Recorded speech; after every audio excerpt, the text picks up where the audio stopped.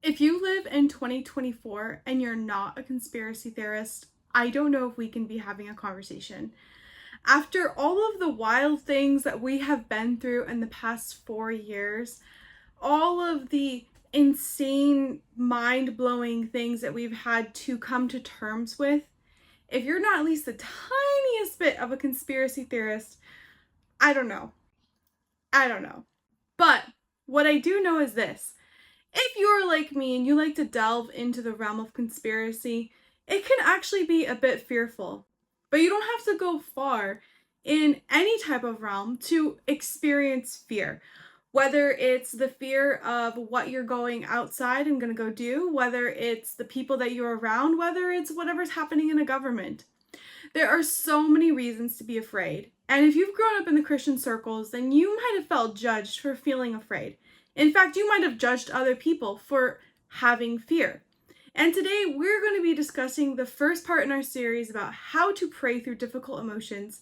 And we're going to be talking about fear. Before we begin though, my name is Mariah. I'm a certified Christian mental health coach, and I'm here to help you grow in emotional and spiritual maturity through biblically based holistic practices. Be sure to follow along by liking this video, subscribing to this channel, and ring the notification bell so you don't miss a single episode.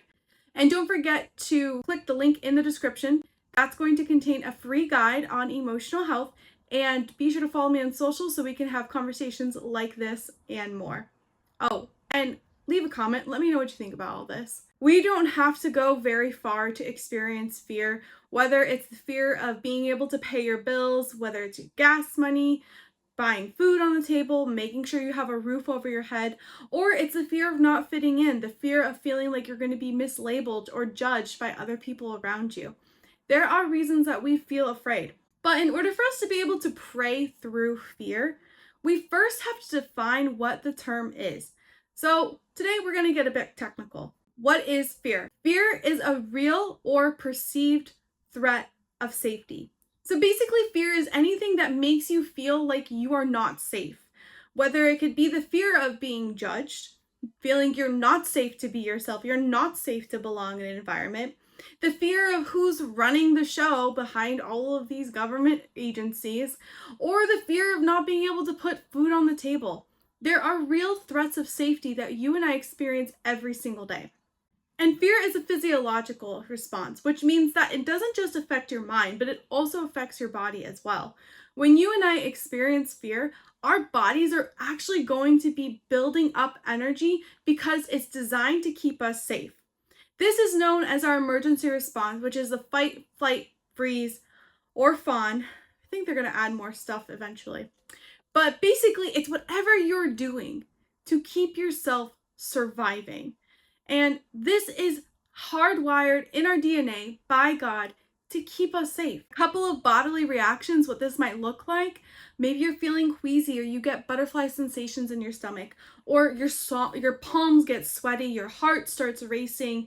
Maybe your breathing gets faster, or you hold your breath more, and your muscles might start trembling. Your body is literally twitching because it's so afraid. And your body is just trying to get back into a state of calm. Now, fear, like all emotions, begins with a thought. What we think about a situation and how we internalize it is going to be reflected in the way that our body reacts to things. So what we have to do is really understand, what are we thinking? Where is this line of thinking, and how is that affecting my ability to show up to the people around me? Your body literally starts producing adrenaline based off of your thought process because of how closely connected it is to the emotional processing.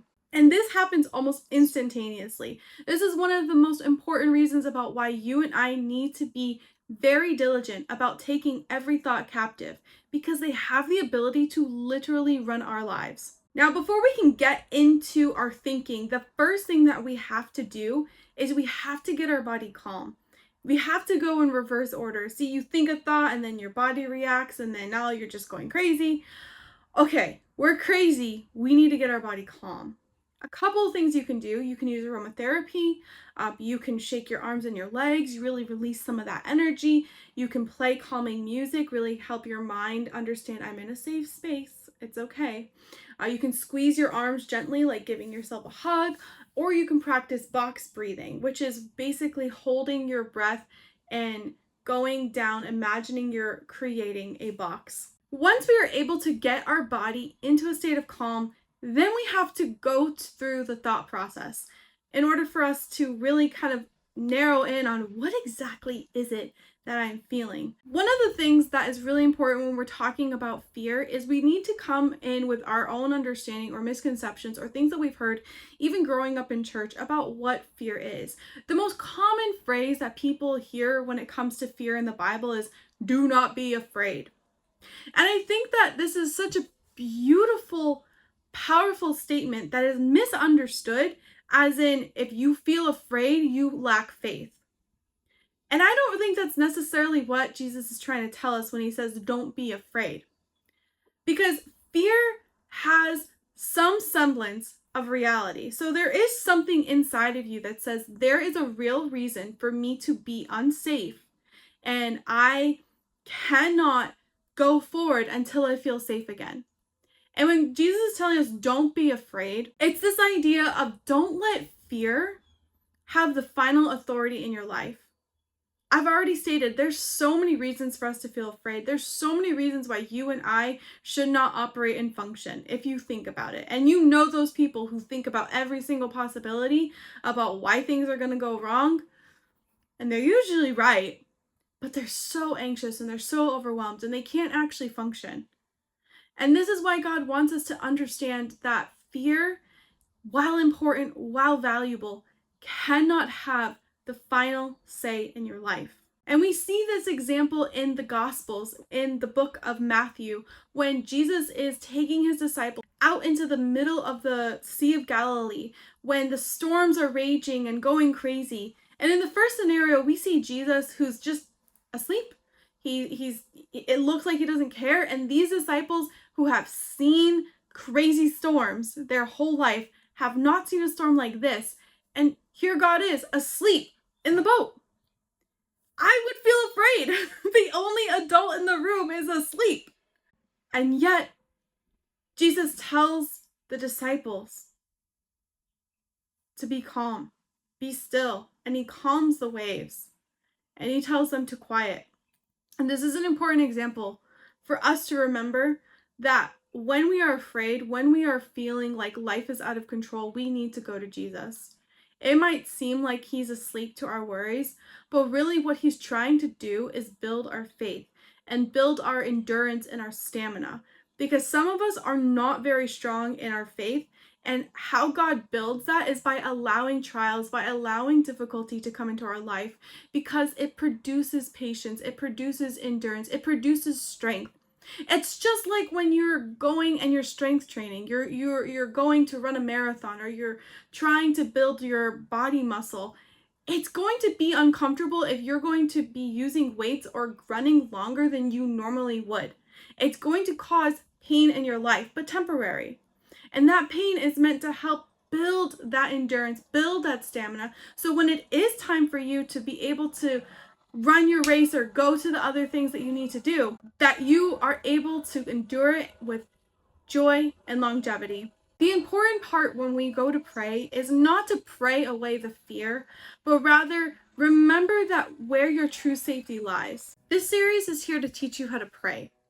And in order for us to understand how to pray, we have to remember where our true safety lies. We have to remember who we are going to, who is going to have the final authority, the final say in our lives. And so that's why it's really important that you and I are able to identify what it is we're feeling, understand how that works in our body, and go to God with the right perspective.